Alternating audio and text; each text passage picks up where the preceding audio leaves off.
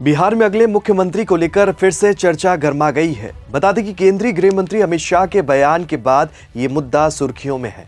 ये चर्चा नीतीश कुमार के महागठबंधन में वापसी की अटकलों की तरह ही है।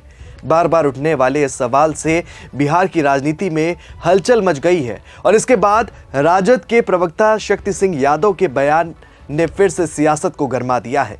क्या है वो बयान जिससे बिहार में जेडीयू आरजेडी के साथ आने की बात पर मोहर लग गई है? आगे आपको इस वीडियो में बताएंगे। नमस्कार, आप देख रहे हैं 4 PM और मैं हूं आपके साथ में शोभित पाठक।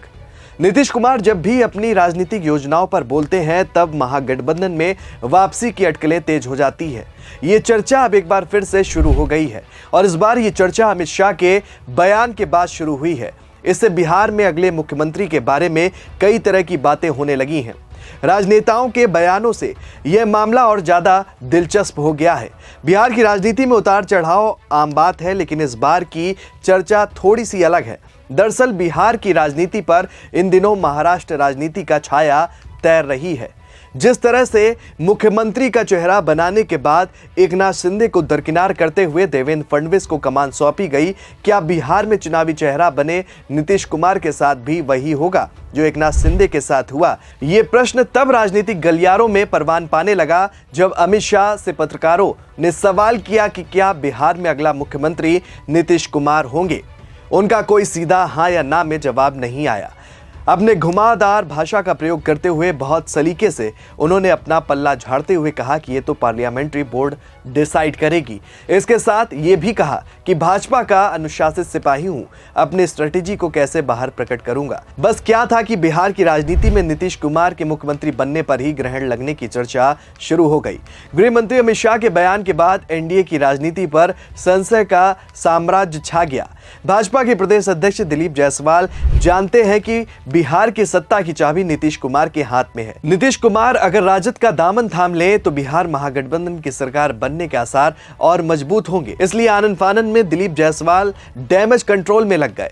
ये करना इसलिए भी था कि दिलीप जायसवाल साल 2025 के चुनावी जंग में नीतीश कुमार के साथ लड़कर पार्टी को बेहतर स्थान दिला सकते हैं और इसलिए वे अभी नीतीश कुमार के बिना कोई राजनीतिक युद्ध नहीं लड़ना चाहते हैं। वहीं बिहार बीजेपी अध्यक्ष दिलीप जायसवाल ने नीतीश कुमार के समर्थन में जमकर बैटिंग भी शुरू कर दी है।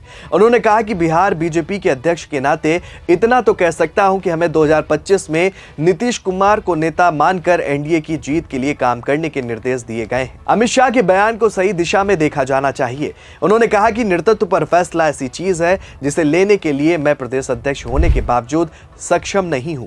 पार्टी का संविधान है और इसका अमित शाह जैसे शीर्ष नेता भी पालन करते हैं और इसलिए उन्होंने ऐसे मुद्दे पर टिप्पणी नहीं की। दरअसल बिहार बीजेपी अध्यक्ष दिलीप जायसवाल ने 2015 विधानसभा का चुनाव देखा हुआ है कि किस तरह से जीती हुई बाजी भाजपा इसलिए हार गई कि संघ प्रमुख मोहन भागवत के आरक्षण वाले बयान को लेकर राजद और जदयू के नेताओं ने इसे आरक्षण खत्म करने की साजिश करार दिया था।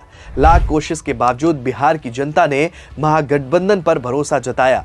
बता दें कि इस बार बिहार में फिर से अगले साल विधानसभा चुनाव होने हैं और इसलिए चुनाव को लेकर बिहार बीजेपी अध्यक्ष दिलीप जायसवाल ने बड़ा बयान देकर संशय खत्म करने की कोशिश की और उन्होंने कहा कि एनडीए राज्य में 2025 का विधानसभा चुनाव सीएम नीतीश कुमार के नेतृत्व में ही लड़ा जाएगा। ये कहकर प्रदेश अध्यक्ष दिलीप जायसवाल ने तमाम अटकलों पर विराम लगाने की तमाम कोशिशें की। ये तो हुई बीजेपी के स्टैंड की बात। अब वो बात जिसने बिहार की राजनीति को फिर से हिला दिया है।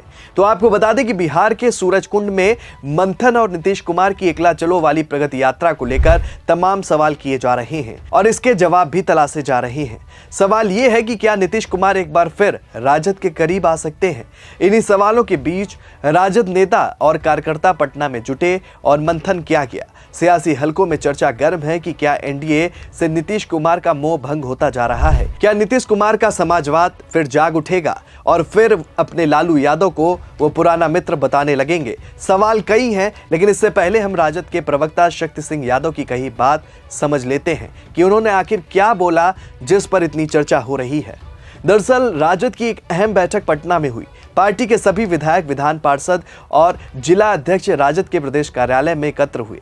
तेजस्वी यादव के बारे में कहा जा रहा है कि वो इस बैठक में कोई बड़े फैसले पर मंथन कर रहे थे और इन्हीं सियासी अटकलों के बीच राजद के प्रवक्ता शक्ति सिंह यादव ने मीडिया से बातचीत करते हुए कहा कि संविधान बचाने के लिए सामाजिक पृष्ठभूमि ने हमेशा अहम फैसले लिए हैं। आरएसएस विचारधारा का विरोध होता रहा है और सामाजिक पृष्ठभूमि कभी भी संघीय ताकतों का नेतृत्व स्वीकार नहीं करती। शक्ति सिंह यादव ने आगे कहा कि विपक्ष में रहते हुए तेजस्वी यादव ने कभी भी नीतीश कुमार का अपमान नहीं किया, जबकि भाजपा के नेता सम्राट चौधरी नीतीश कुमार को पागल तक कह चुके हैं।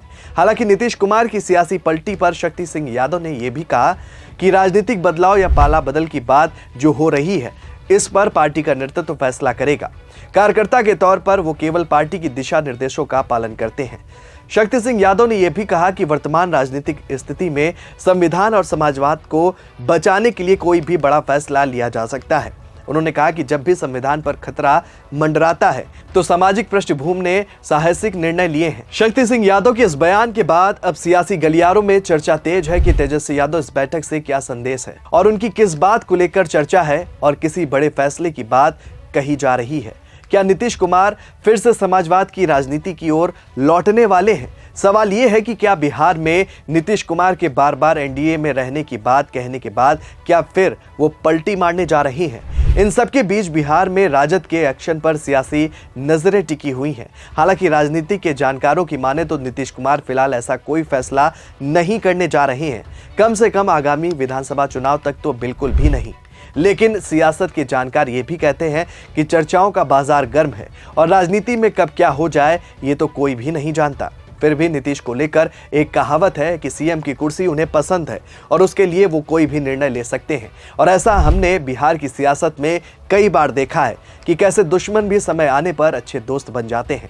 फिलहाल अभी थोड़ा वक्त है, लेकिन फिर भी राजद नेता के बयान से तो यही लग रहा है कि नीतीश और तेजस्वी यादव फिर से साथ आ सकते हैं। इस खबर में फिलहाल इतना ही। ऐसी ही तमाम राजनीतिक खबरों के लिए बने रहिए और देखते रहिए 4 PM न्यूज़ नेटवर्क। धन्यवाद।